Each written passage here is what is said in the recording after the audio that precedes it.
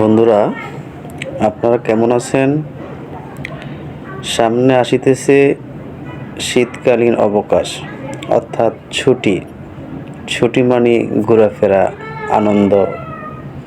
ছুটির কথা মনে হলেই ঘুরতে মন চায়। সোনারগাঁ, নারায়ণগঞ্জ ঐতিহাসিক স্থান। আরও ঘুরে আসতে পারেন পাশে অবস্থিত সোনারগাঁ জাদুঘর,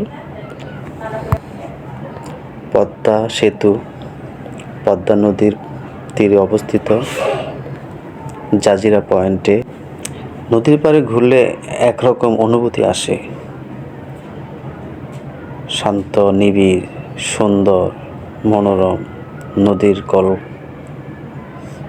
শব্দ, সুন্দর বাতাস, মনটা তখন ভালো হয়ে যায়।